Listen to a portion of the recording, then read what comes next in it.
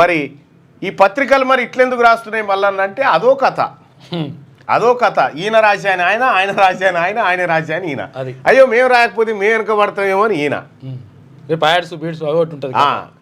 వాస్తవానికి ఇప్పుడు ఏం చేస్తారు మరి ఇవి తెలుసుకొని ఒక మాట నువ్వు తెలుసుకున్నా తెలవకపోయినా గిదే కథ గదే పిన్షిని గదే లెక్క గదే వినతి పత్రం గదే ముచ్చట ఇంకేం ఉండదుగా.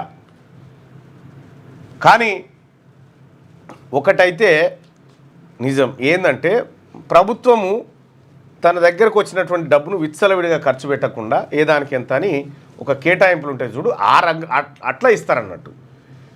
మీరు చూడండి దాదాపు 2014 నుంచి 2024 నిన్న మొన్నటి దాకా చూసుకుంటే తెలంగాణ రాష్ట్రంలో కాళేశ్వరము పాలమూరు రంగారెడ్డి ఎత్తిపోతల సీతారామ ప్రాజెక్టు ఇంకా కొన్ని ప్రాజెక్టులు ముఖ్యమైన ప్రాజెక్టులు పట్టు చేసిరు. ఎన్ని వేల కోట్ల రూపాయలు దాంట్లో బడ్జెట్లో కేటాయించారు. వీటికి కేటాయింపులు తక్కువ ఉంటాయి కానీ పెట్టిన ఖర్చు ఎక్కువ ఉంటుంది. మళ్ళీ దానికి అంచనాలు పెంచుకోవడం ఇదంతా రాజకీయ నాయకులు ప్రభుత్వాలు ఎక్కడ గేమ్ ఆడతాయి అంటే ఎక్కడైతే తట్ట పని మట్టి పని ఉంటుందో దాని చుట్టూ గేమ్ ఆడతాయి. ఇంకా కొత్తగా ఒకటి కేసీఆర్ గారు ఏం నేర్పారంటే భూముల చుట్టూ కూడా ఆడొచ్చు అనేది ఆయన నేర్పిండు. ఇట్లా ఈ రకంగా ఇక్కడ డబ్బులు కొల్లగొట్టడానికి ఆ రంగాలు పర్ఫెక్ట్గా పనిచేస్తాయి.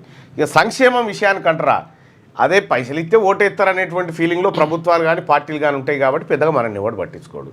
ఇక తెలంగాణ రాష్ట్రంలో పెట్టినటువంటి బీసీల బడ్జెట్ మీద చాలా ఆందోళన వ్యక్తం చేస్తూ ఉన్నారు. ఇప్పుడు ఆందోళన ఓకే కానీ ఇదివరకు కేటాయించి ఖర్చు పెట్టండి ఎంత 61% కూడా ఖర్చు పెట్టలే. సో ఆ లెక్కలు మళ్ళీ నేను రేపు మండల్లో మాట్లాడతలే కానీ మార్నింగ్ న్యూస్లోకి వెళ్దాం రాది.